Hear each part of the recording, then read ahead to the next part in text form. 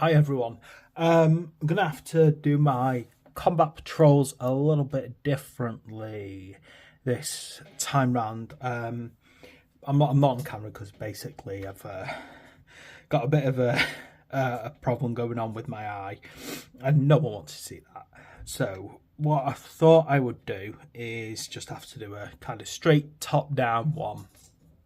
Maybe it'll work better doing it this way. I don't know, but so let's have a good delve into our Combat Patrol issue 15.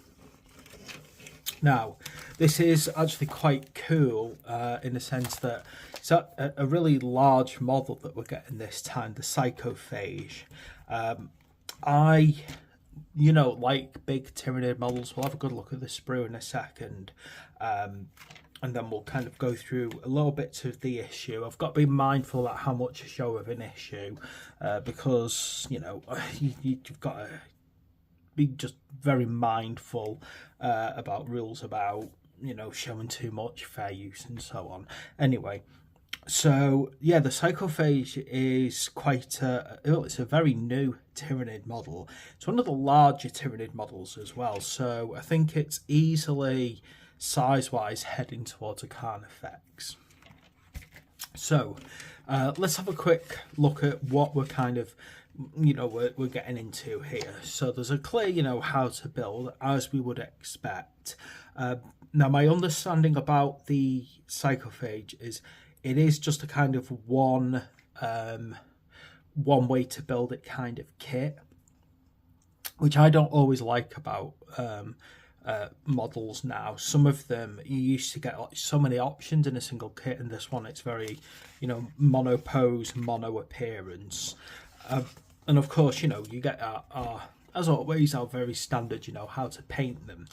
For those who have been following my tutorials, as you know, I'm doing a palette swap on the Tyranids and the Space Marines, so there's these kind of, as you would expect, little bits that you're going to get out of these issues. We got some lore as always within these, so we've got our lore specifically by the look of it about the Psychophage, and it's a read, so it's probably a little story. I've not had a chance to actually have a good read through the lore and the stories yet in this. One thing that I think would be really cool to see actually is whether or not anyone's ever tried to write something from the point of view of the Tyranids and how that would come across. Anyway, so along with that, you've got your kind of collect information as always. We're getting into what you might call very standard patterns on these. So if we've got a model, we've got how to build it, how to paint it with the paints that we've got so far. Now, I like things like this about talking about mechanics within the game, so cover and terrain.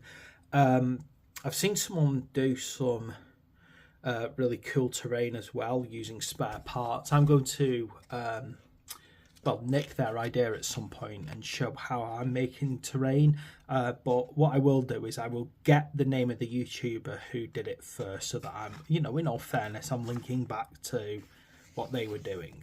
Okay, so we're talking about like cover here, about the kind of different terrain pieces that we're potentially coming across and so on, and then of course we've got our play and how to learn about all the rules. So, issue 15 at this point, you could argue it's by the numbers thing. We're getting used to the layout so far. What I am preferring about Combat Patrol compared to Stormbringer magazine is these card cutouts. So I really like the fact that we're getting decent card here for certain things like these kind of objective markers, and we've got some good quality decals for the cover, but then on top of that It's things like this, like how the phase breaks down, is very useful to look into.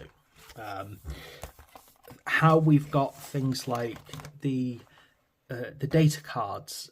One of the biggest gripes I had with Stormbringer is you got the data cards on a piece of paper and you're constantly opening the binder up and you're damaging it. So I prefer this.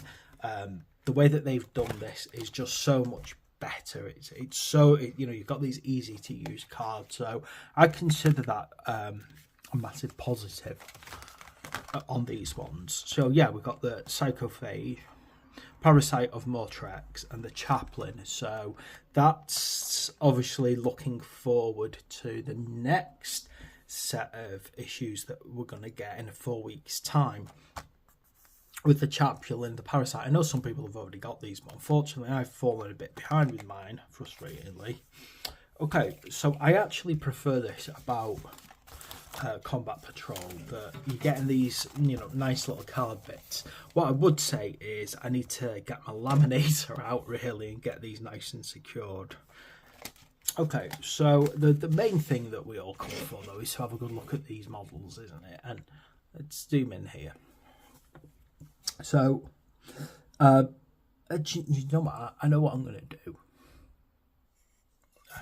Let's have a look at scale. Now, this guy's currently in the process of having his arms put back on after a moved house. He got a bit knackered up. But basically what you have here is a Trigon, which is one of the larger Tyranids. I wish I had a Carnifex to show you, because then we could get, real scale understanding. But as you can see, or hopefully you can see here, we're talking about quite a hefty model, aren't we? And you can see, like, it runs the core characteristics that you would expect of Tyranid. As you can see, this guy needs lots of glue to get himself back up and running again. And of course, to give him an idea of scale, you've got the Termagant at this end of the spectrum, on the smaller end, normal infantry size. You can see, like, the claw styles, they're the same though, oh, well, since that's fallen off. But one of my issues with models like this is I think this is literally only buildable like this, whereas this thing, in the kit, you get absolutely loads of different ways to build him. So depending on, I would hope that something like this, if you bought it straight, would be a lot cheaper than the Trigon. Yeah, I'm sure that's called the Trigon. But, again, it's very much just one thing. However, if you've got one of the other big kits like this guy, if you wanted to, you've got so many spare parts that you could probably create a unique version of this, by kit bashing and combining parts together. So as a newer model, it's beautifully detailed. It's got some very, intricate works going on, which I like about it. It looks as well, for a monster model, it looks like it's going to be a quick build as well. Now, I'm happy about that because I'm not feeling great at the moment, which is why I've not got my camera pointed at me. But you can see it's got some very good... so hopefully this will be a nice quick build, which will make my life a lot easier, to say the least. Anyway, so this is, it's a nice little issue we've got here. We're actually getting quite a lot of stuff in this. We've got quite a lot of card cutouts, some nice little lore to read up on, and, a nice big beefy model.